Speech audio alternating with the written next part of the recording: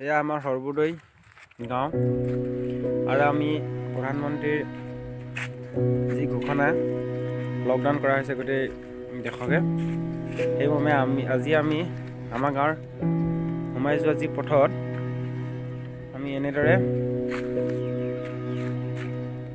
ৰাস্তাৰ বন্ধ কৰিছোঁ আৰু লগতে যিসকলে এই লকডাউনৰ প্ৰকৃত স্বৰূপ অৰ্থ বুজিয়ে পোৱা নাই আৰু তেওঁলোকৰ বাবে আমি এই গেট লগোৱা হৈছে যাতে কোনো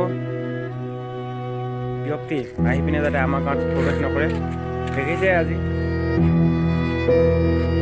এইটো আমাৰ গাঁৱলৈ সোমাই ৰাস্তাটো আমি আগমুহূৰ্ততে আমি গেট বন্ধ কৰিছোঁ যাতে কোনো ব্যক্তিয়ে আমাৰ গাঁৱত আহি প্ৰৱেশ কৰিব নোৱাৰে।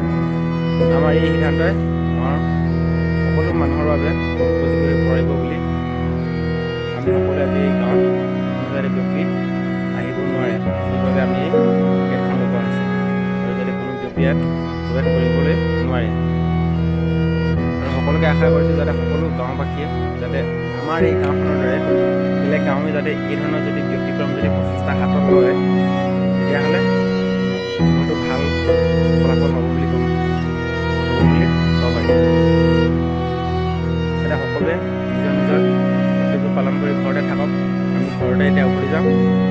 এনেদৰে আমি গাঁৱৰ সকলো মানুহৰ বাবে এনেদৰে আমি ব্যৱস্থা কৰা হৈছে আৰু লগতে সকলোৱে এনেধৰণৰ প্ৰচেষ্টা হাতত তুলি লওক যাতে কোনো ব্যক্তি আহি গাঁৱত প্ৰৱেশ কৰিব নোৱাৰে। আমি কৰোণাক কেনেদৰে ৰোধ কৰিব পাৰোঁ, সকলোৱে ঘৰৰ ভিতৰতে সোমাই থাকিব আৰু কৰোণাক আমি ৰোধ কৰিবই লাগিব। সেইমৰ্মে সকলোৱে যাতে এনেধৰণৰ হাতৰ ব্যৱস্থা লওক।